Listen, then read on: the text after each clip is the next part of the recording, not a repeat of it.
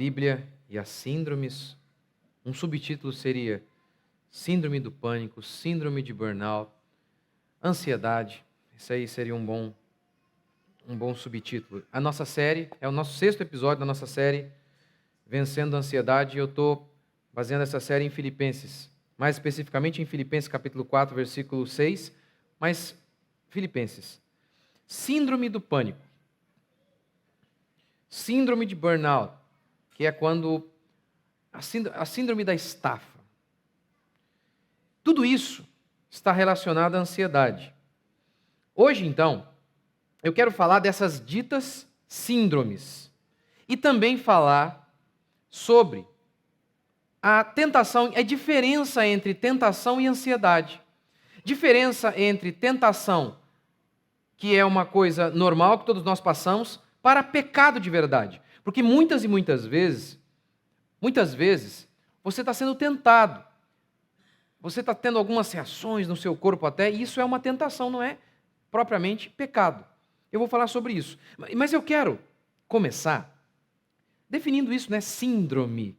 O que é síndrome? É só um recurso semântico para a psicologia nos enganar. É só um recurso linguístico. É uma estratégia manipulando a palavra para tentar nos enganar.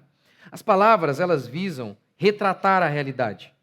Mas quando você mente, quando o que você prega é uma mentira, você então se utiliza da palavra para enganar, para camuflar, para mentir. O que seria síndrome? Thomas Szasz, um grande psiquiatra, definiu assim síndrome: um ardil psicossemântico para dizer que uma doença sem lesão física ou anormalidade demonstrável é doença. O que é síndrome? É assim que ele define. Síndrome, então, é uma safadeza linguística. Síndrome, transtorno e doença tornaram-se sinônimos no imaginário popular. Falou síndrome, todo mundo logo remete à doença. Mas as ditas doenças mentais não podem e nunca poderão provar alguma desordem física. Eu não estou aqui lembrando um cérebro. Sendo um órgão, ele pode ficar doente? Obviamente. O cérebro fica doente, assim como o coração, o pulmão, enfim. Mas as ditas doenças mentais não têm nenhum paralelo físico, não há nenhuma desordem física. É só um problema de comportamento, que eles então dizem que é doença, para daí então se auto-intitularem médicos e você seja tratado por eles e pague umas 200, 300 reais por cada consulta. Então, síndrome, transtorno e doença tornaram-se sinônimos no imaginário popular, significando doença. Mas como doença? As ditas doenças mentais, como por exemplo, TOD, transtorno opositivo desafiador. Quando o seu filho tem dificuldade em ouvir não, ele tem um transtorno, ele é doente. Mas eles sabem que não podem provar isso. Não podem provar que TOD, a criança que tem dificuldade em dizer não, que essa criança tem uma desordem física. Eles sabem que eles não podem provar isso, eles sabem que eles estão mentindo. Sabe. Então, aí eles dizem transtorno. E jogam esse sinônimo aí de doença, transtorno. Mas, para muitos, a palavra transtorno, falando tecnicamente, eles vão dizer, não, transtorno não é doença. Por isso que a gente está usando transtorno. Porque não é doença. É assim que eles falam, os doutores. Não é doença. Isso quando você os espreme. Mas aí, para o povão, continua doença. E é isso que eles querem. É mais ou menos o que a Igreja Católica faz. No dogma da Igreja Católica é proibido a idolatria. Está lá. Se você espremer um padre, ele vai dizer, não aceitamos idolatria. No entanto, há idolatria todos os dias. E eles criam até termos linguísticos para diferenciar latria, dulia. Não, isso aqui não é adoração. Aí eles criam essas palavras, e cada uma dessas palavras, latria, lutria, dulia, cada uma dessas palavras significa um tipo de veneração. Não, isso aqui é a veneração. A pessoa se ajoelha, faz um pedido ali, diante daquela imagem. Quando eles tocam na imagem, eles choram. A imagem de Nossa Senhora que foi retirada do rio, quando quebrou, eles refizeram aquela. Se são imagens, qualquer uma serve, mas tem que ser aquela. Porque aquela que é a imagem original. Está vendo? Aquela que tem poder. Mas aí quando você os espreme e vê todo esse cenário, lembra daquele o cordão também lá em, como é que chama? Ciro. É? Não é o Ciro libanês não, né? É o cordão de Ciro. Enfim, aquele cordão lá, eu não estou conseguindo. Ciro de Nazaré. As pessoas pegam um pedaço daquilo, levam para casa crendo que aquilo ali traz bênção para eles. Mas aí quando a gente os espreme e diz, isso é idolatria.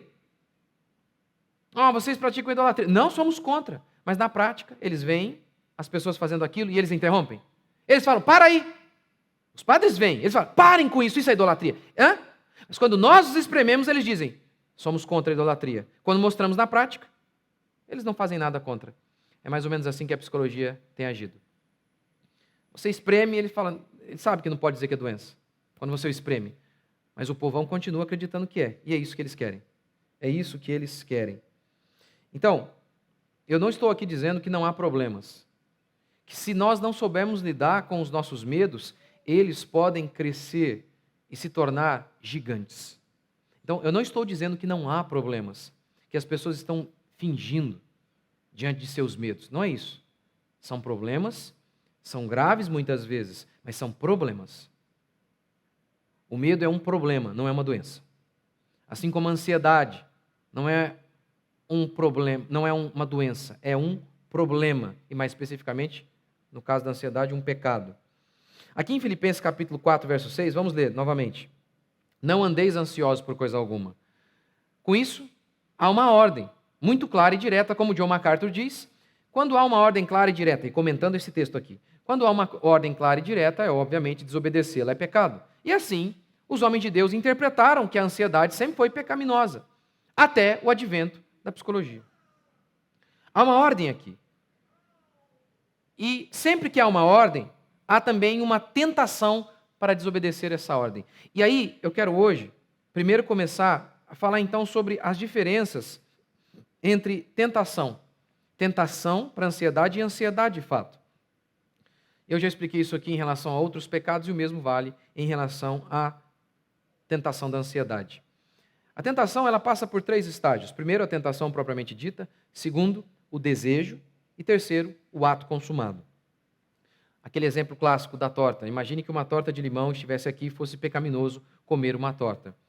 Se você passa próximo dessa torta e é pecado comer, seria pecado comer a torta, e às vezes até a sua boca se enche d'água, estômago mexe, você está sendo tentado. Ainda que haja algumas sensações no seu corpo, você ainda não cometeu o pecado, você está sendo tentado. Segundo, você deseja comer a torta. Você diz, eu quero essa torta. E você espera uma oportunidade, ou então você fala, puxa, não teria vontade, não teria oportunidade de comer, mas se tivesse, comeria. Isso é pecado. Jesus disse que se nós cobiçarmos o que não é para nós desejarmos, isso é pecaminoso. E o terceiro, o pecado propriamente dito, quando você cai de boca na torta. E assim, você aplica isso para qualquer coisa, em relação à ira. O cara te fecha no trânsito, você pode ficar o olho até dar uma saltada. Tentação. O segundo nível é o desejo, é quando Jesus falou, aquele que se você chamar o seu irmão de tolo, se você desejar matá-lo, você já pecou.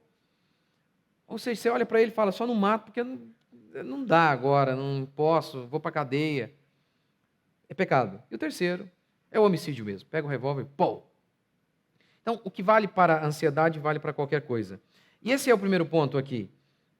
Nos níveis de tentação, no primeiro nível, nos níveis aí em relação ao pecado, tentação, desejo e pecado propriamente dito, nesses estágios do pecado, no primeiro nível, há sensações, há sintomas em nosso corpo, e mesmo assim não estamos cometendo pecado necessariamente. Uma vez, eu fui pregar num lugar, e a tentação de ficar apavorado e de não fazer o que eu tinha que fazer, que era pregar, foi tamanha que a minha boca secou completamente. É sério, de grudar assim, ó. Por quê? Porque o contexto era terrível, o pessoal que estava ali queria minha cabeça. Foi terrível. Mas eu fui lá, na época eu nem tinha tablet, quebradeira total. Eu acho que era o único pastor, era uma reunião de pastores. Eu acho que eu era o único que não tinha tablet. Peguei lá meu textinho, desfiz assim, coloquei o papel ali. E falei, bora, vamos pregar. E aí, quando eu comecei a pregar, aí esqueci se eu estava com a boca seca ou não estava, voltou ao normal, fui embora. Então, tá vendo? A tentação do medo, a tentação de ansiedade, ela pode envolver alguns sintomas físicos. Você ainda não pecou. Quando que a ansiedade nos vence? Quando se torna algo pecaminoso? De tentação para algo pecaminoso? Eu não vou pregar. Eu fico lá, falo, não vou pregar, porque eu estou com a boca seca. Porque eu estou sentindo medo, então eu não vou pregar. Lembra de Jesus no Getsêmani? O texto bíblico diz que a tentação dele foi tamanha que ele suou sangue. Jesus não pecou. Está vendo? A pressão foi tamanha, a pressão psicológica foi tamanha, que houve uma sensação no seu corpo. O seu corpo reagiu a isso, suando sangue. E mesmo assim, ele não pecou. Então a tentação pode envolver esses aspectos físicos, que não são necessariamente pecaminosos. Então, diante de situações extremas, é até natural que sintamos um frio na barriga. Você vai dar uma palestra, você é um artista, vai dar um show, uma plateia enorme. É normal. Vai fazer algo em um lugar diferente. Não é do seu convívio normal, do seu habitat natural. É normal. Você fique tenso. Faz parte. Dia do meu casamento. Porque assim, convenhamos, né? O casamento é uma vez só, né? Então é para se ficar nervoso. Eu suava assim, gente, eu peguei me deram um lenço lá. Quando eu chegava aqui, já tinha que voltar. Sim, mas eu jorrava. Assim, o corpo enrijecido. Nunca fiquei assim em nenhuma outra ocasião. Nunca, nunca, nunca, nunca. Terrível, terrível, terrível. E suando, e pingando. Mas eu falei, olha, eu não vou ficar nervoso porque eu estou nervoso. Que é normal, eu estou casando, meu Deus do céu. Estou casando até para o final, né? É até que a morte separe, é muito tempo. É bastante tempo. Mas o que eu fiz? Eu casei. Eu venci a tentação do medo, fui lá e casei e disse, sim, eu quero. Então, as tentações, elas envolvem alguns aspectos físicos. Isso não significa necessariamente que você pecou. Você viu algo ali, ficou tenso diante de uma situação de medo. Mas você enfrentou. Lembra o que eu sempre gosto de falar para vocês, aquele piloto? Perguntaram para ele, piloto da Segunda Guerra Mundial, piloto com mais horas de voo durante a Segunda Guerra Mundial. Perguntaram para ele se ele sentia medo quando ele voava. Ele disse, todas as vezes. Porque ele sabia que todas as vezes podia ser a última. Todas as vezes. A coragem não é a ausência de medo. A coragem é fazer aquilo que a gente tem medo de fazer. Então, essa tentação em relação à ansiedade pode envolver esse medo, pode envolver o corpo ter algumas reações, suar frio, frio na barriga. Mas você só peca no instante em que você se rende a isso. E isso te impede de pegar um avião, de dirigir o seu carro. Isso te impede de fazer inúmeras coisas, de falar com alguém, de tomar certas atitudes. Eu e você precisamos fazer aquilo que Davi fez. Diante do Golias que vinha atormentá-lo por 40 dias. 40 dias, durante 40 dias, diz o texto bíblico, que Golias vinha atormentar Israel. E enquanto ninguém disse um basta, ele continuou atormentando. O medo funciona assim. Enquanto você fica parado esperando que ele vá embora, ele não vai. Você tem que ir lá e enfrentar os seus medos. Não tem outro jeito. Não tem outro jeito. É como pular de um lugar alto. Enquanto você fica esperando o medo ir embora, você nunca pula. Medos precisam ser enfrentados e a coragem não é ausência de medo. A coragem é fazer aquilo que a gente tem medo de fazer. Nesse contexto de tentação, é sábio fugirmos das tentações. É bíblico isso. José fugiu da tentação. Paulo disse que nós devemos fugir das paixões da mocidade. Se sabemos que há uma torta, e é pecaminoso comer uma torta, não é sábio andar na rua em que há uma torta. No que depender de nós, passaremos por outras ruas, andaremos por outros caminhos. Muitas e muitas vezes, há pessoas que estão num estado constante de ansiedade, porque não têm tido sabedoria. Estão andando na rua que a ansiedade mora, na rua da torta. Algumas situações de tentação que, se possível, nós devemos ficar longe. Primeiro, cuidado com as mídias. Mídias geram ansiedade. Mídias. Primeiro, mídias em todo sentido. Jornal. Eu lembro na época da pandemia, eu estava ficando doido já. No começo da pandemia, porque eu tinha que assistir o tempo inteiro assistir para tomar uma decisão. O coração já estava a mil.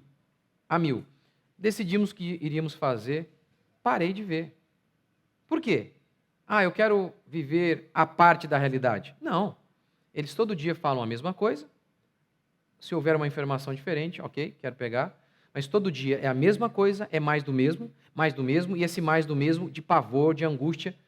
Eu sei, a situação está preta. Eu não preciso ficar ouvindo toda hora, a situação está preta, a situação está preta, a situação está preta. Não me parece que é sábio ficar fazendo isso. O negócio está ruim, tá?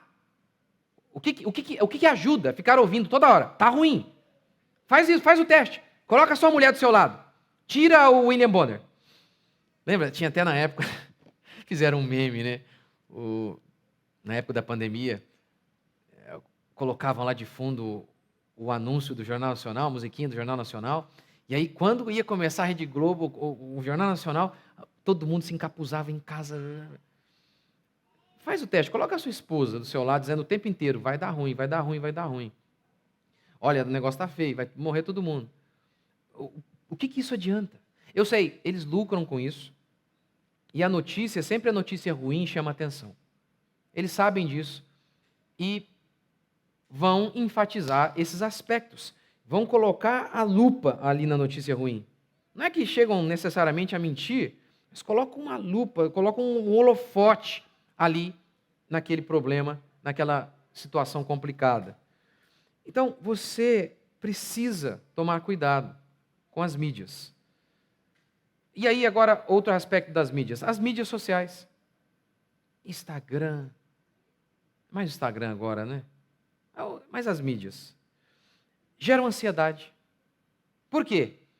Rapaz, ali todo mundo é demais, todo mundo é feliz, todo mundo é espetacular.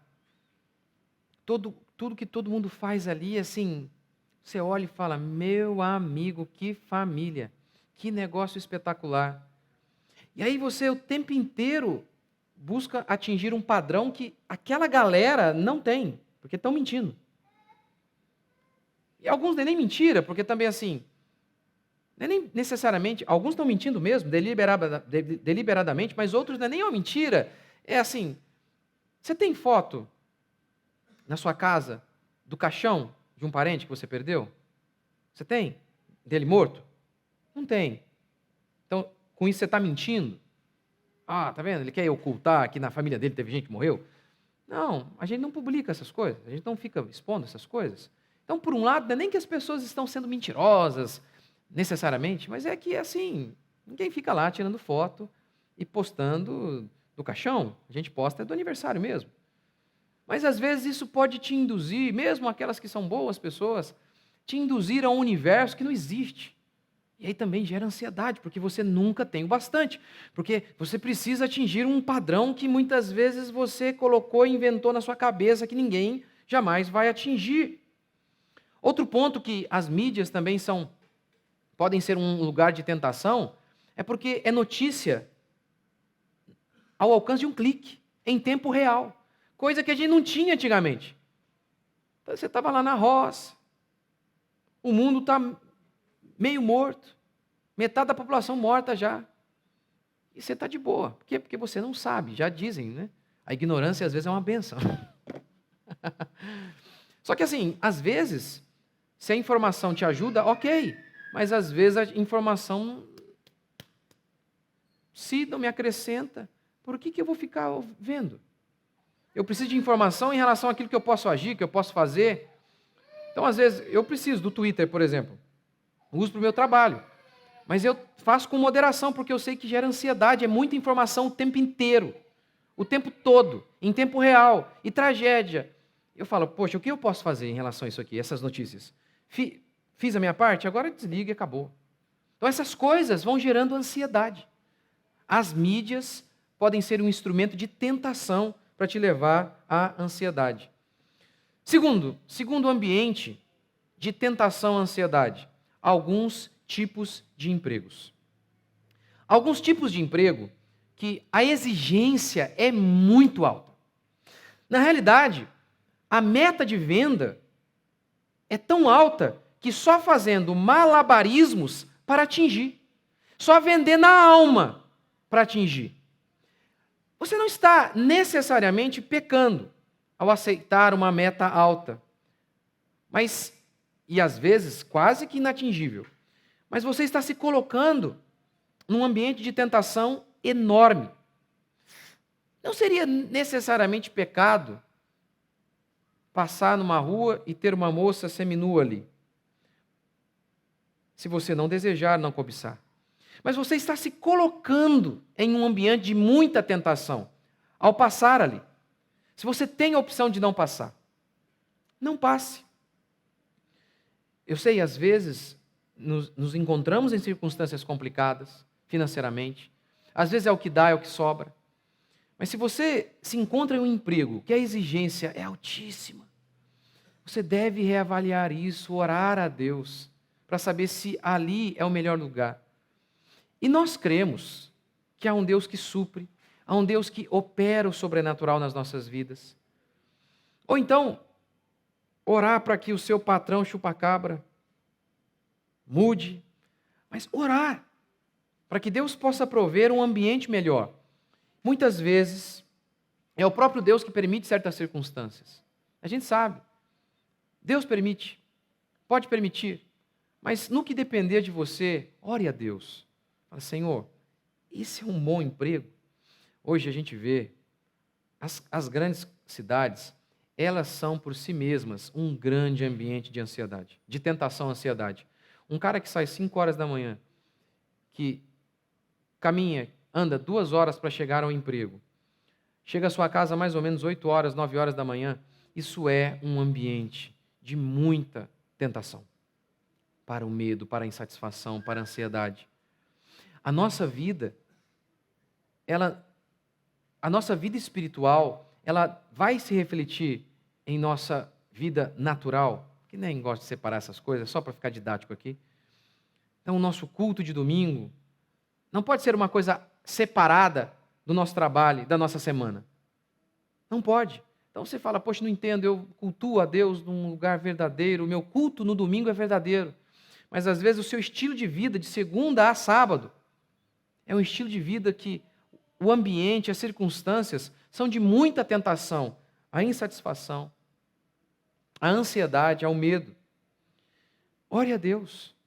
Se você acha, puxa, esse serviço não me parece que é o melhor, ore a Deus para que Ele venha com provisão, para que Deus possa abençoar a sua casa, para que Deus possa abençoar a sua vida, te fazer prosperar. Ore ao Senhor. Lembra quando o salmista vai dizer, aos seus amados Deus dá enquanto dormem? Isso não é um chamado à inatividade, mas é uma advertência a fazer tudo o que você precisa fazer, a fazer tudo aquilo que está ao seu alcance. Tendo feito isso, descansar em paz, sabendo que eu já fiz o que eu podia fazer. Eu não vou ficar aqui agora me preocupando em relação a algo que eu não tenho controle. Aquilo que eu pude fazer, eu fiz. Aquilo que eu pude comprar, eu comprei. Aquilo que eu pude trabalhar, eu trabalhei. Eu fiz tudo aquilo que eu podia? Eu fiz. Agora eu vou deitar e vou confiar que Deus vai abençoar o meu trabalho. Eu plantei, eu reguei, eu livrei das pragas, eu não dormi enquanto eu precisava cuidar da lavoura. Eu cuidei dela, eu estava bem acordado. Agora eu já fiz tudo. Eu não posso fazer chover. Eu já fiz tudo que estava ao meu alcance. Tendo feito tudo, agora eu vou dormir. Porque não importa o serviço. Não importa o serviço. Todo ele sempre depende da chuva caindo. A chuva que vem de Deus para abençoar o seu trabalho. Não importa o que você faça, tudo depende da mão de Deus. Se você levanta cedo, diz o salmista, trabalha arduamente, come o pão que penosamente granjeastes, mas se Deus não estiver com você, inútil vos será levantar de madrugada, trabalhar que nem doido, porque aos seus amados Deus dá enquanto dorme. Esse é o contexto. Se Deus não estiver com você, não adianta. Não adianta nada. Mas e se Deus está? E se Deus está? Cabe a nós fazermos o que está ao nosso alcance e fazermos tudo da melhor maneira possível. Mas tendo feito, confiar em Deus, descansar em Deus. Ah, mas será que eu não podia ter feito outra coisa? Tá, mas se eu não sei. Porque eu penso isso muitas vezes. Por exemplo, na igreja, na internet, como eu trabalho na internet. Nossa, mas se eu tivesse tido tal ideia? Não, mas eu não tive, eu não tinha o recurso. Eu não sei, eu não vou ficar ansioso. Nossa, mas tem gente que está fazendo melhor porque ele sabe uma coisa que eu não sei. Tá, mas eu não sei ainda. E eu estou trabalhando todo dia para poder saber, para melhorar. Agora, em relação a hoje, ao meu dia de hoje, o que eu sei, eu fiz. O que eu pude estudar mais, eu estudei. O que eu pude melhorar, eu estou tentando. Agora eu não vou ficar ansioso por, poxa, será que eu fiz certo? Eu fiz o que eu podia. Eu fiz o que eu podia. Então, é assim que nós devemos caminhar. Essa é a ideia do aos seus amados Deus dá enquanto dormem. Aqueles que trabalharam arduamente durante o dia devem então descansar, confiando que Deus vai abençoar. Essa coisa, sabe, desses coaches, de que vocês podem tudo, isso tem gerado muita ansiedade. Porque é uma mentira, você não pode tudo. Eu estava no corredor da minha casa hoje, minha filhinha caçula, 1 ano, acabou de aprender a andar. E eu de coração, olhando para ela e pensando, não tem diferença entre eu e ela. Não tem. Eu estou olhando para ela e vendo, frágil, se eu não alimentar ela morre, se não limpar ela fica suja. Ela não sabe nem o umbigo dela, sabe nada. Não tem diferença. O que, em relação a esse universo, as coisas, o que de fato eu sei? Se Deus não me alimentar, eu sobrevivo? Se Deus não cuidar de mim, eu sobrevivo? Não tem diferença. Então, não consigo mesmo acreditar em coaches, vocês podem tudo o que vocês quiserem. Essas coisas que têm gerado muita ansiedade também. Porque todo mundo, de acordo com os coaches, todo mundo pode ser o Pelé das vendas. Todo mundo pode ser o Pelé das empresas. Todo mundo pode ser... Mentira. Mentira. O que você pode, é como eu sempre digo, você pode pegar a sua prancha e surfar com toda a sua força, inteligência e talento as melhores ondas que Deus enviar. É isso que você pode fazer. Você não pode criar ondas. Você apenas surfa aquelas que Deus envia. Terceiro, ambiente de tentação, que é tentar fazer tudo, e aqui já até falei um pouco sobre isso. Que é daí que vem a síndrome de burnout. O que é isso? Síndrome, lembra? Doença. O cara trabalha demais, porque ele escolheu fazer isso, aí ele fica estafado, o motor arria, e ele diz, estou doente. Não, peraí. Quer dizer, você está tão cansado que você ficou doente, mas você não ficou doente por conta de uma doença. Não, você ficou doente por conta de uma escolha. Então, síndrome de burnout, a doença do cansaço. Não. Escolha. Você escolheu trabalhar demais. Deus ordenou que nós descansássemos um dia. Sem nem entrar na polêmica, se é sábado, se é domingo. Todos os crentes, em todos os tempos, sempre souberam, isso nunca passou. A polêmica se é o sábado do Senhor. Olha, meu Deus, será que o dia de descanso é o sábado ou o domingo? Mas nenhum crente, jamais, em época alguma, deixou de acreditar que um dia de descanso e de culto a Deus é mandamento. E se não tem culto, também não tem descanso.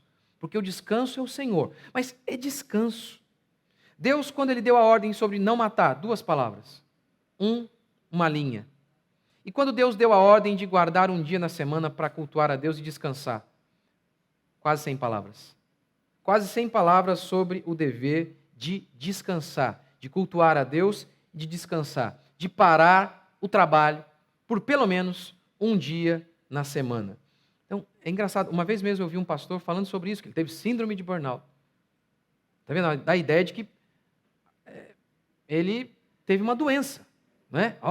Fiquei estafado porque eu estou doente. Aí ele contando, olha, eu trabalhava o dia inteiro, nem folga eu tinha. Mas foi a doença que te levou a não ter folga? Não, você escolheu não ter folga. E no caso ele escolheu mesmo. Não é que nem um escravo, que nem podia escolher. Não. Ele escolheu. Aí está lá descrevendo que ele teve uma doença, que a doença foi resultado do fato de que ele pecou contra Deus, trabalhando todo dia. Aí, está vendo?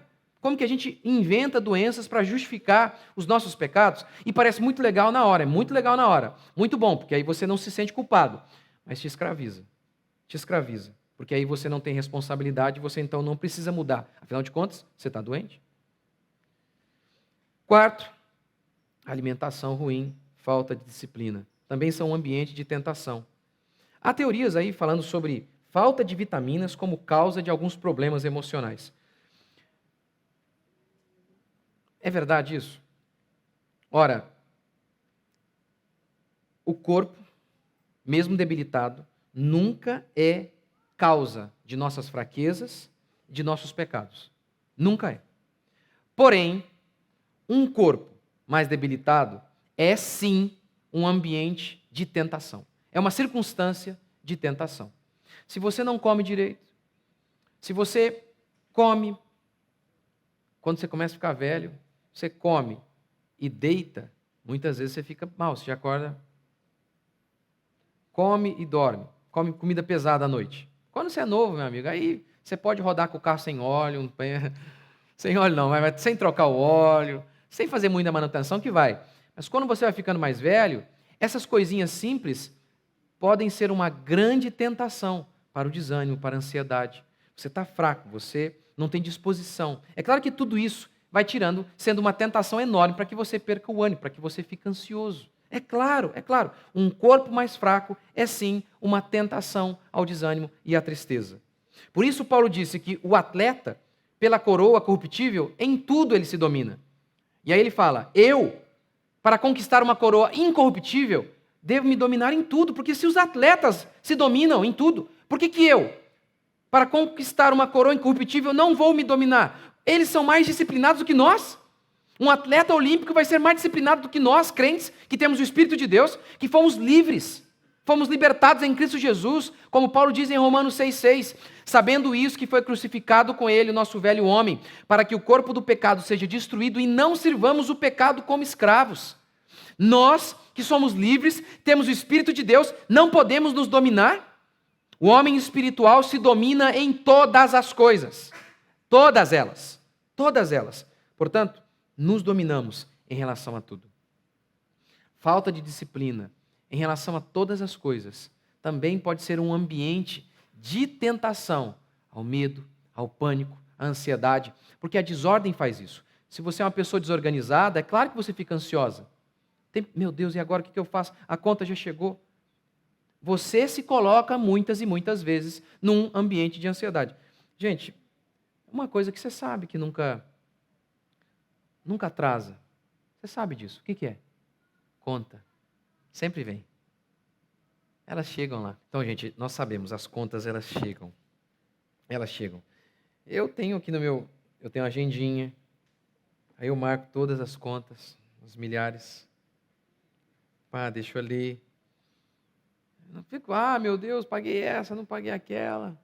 Como é que faz? Então, a desordem em relação a tudo. Seu corpo, suas contas, sua finança, sua vida financeira. A desordem se constitui num ambiente de tentação absurdo. Faz o teste na sua casa. A casa está arrumada. Não transmite paz?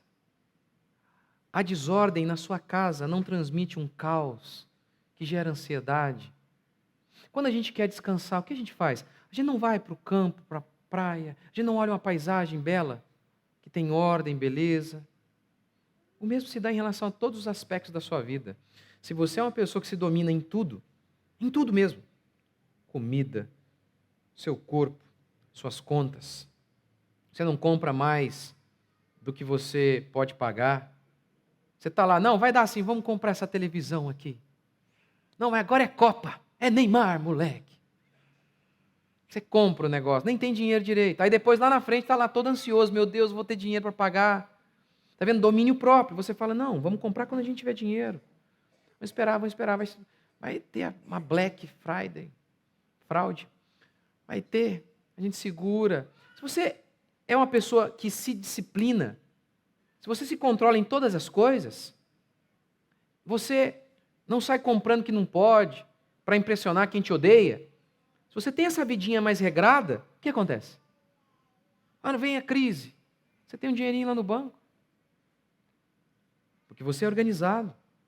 Ah, então para me mandar embora. Você já tem uma outra opção também, você se organiza e fala, olha, se acontecer isso aqui, tem esse aqui, ó, posso fazer isso aqui. Você fica mais em paz. Então, está vendo? Ter uma vida disciplinada em todos os aspectos, como que se constitui em um ambiente que te coloca longe da tentação para ser ansioso. O homem espiritual em tudo se domina. Se você for dominado, se você for disciplinado assim, se você tiver uma vida regrada, se você ao invés de ser como os ímpios, o salário dele aumentou 10%, mas a dívida dele já subiu 30%. O consumo dele já subiu 30%. Tem um filme, eu e minha esposa, a gente gosta de assistir, As Loucuras de Dick e Jenny, acho que é isso. O cara, ele ganha uma promoção no emprego. O que ele já faz? Troca de carro. Começa a reformar a casa, logo em seguida ele é despedido. E aí o que acontece? Aí ele fica ansioso, ele fica apavorado, obviamente. Mas é por isso que tem muita gente também ansiosa. Tem muita gente ansiosa, porque se coloca em um ambiente de tentação. Já subi de cargo mesmo? Quantos que é esse carro aí? Quantas mil vezes? Fala que nem o Gustavo Lima, né? É um meme do Gustavo Lima, né? Eu não quero saber quando custa, eu quero saber quando parcela. É o lema de muito crente. Não quero saber, em quantas vezes é esse negócio aí? Quantas vezes? Aqui vai dar nada, olha lá. É só R$30, está vendo? Mas 30 dessa, mais as 300 outras parcelas que você fez, aí está lá você ansioso, todo desesperado, por conta de uma circunstância em que você se colocou. Você se colocou. Um pouquinho que prospera, troca de roupa. Calma, vai com calma. Aí você vai viver mais em paz, em um ambiente com menos tentação. Vamos ficar de pé?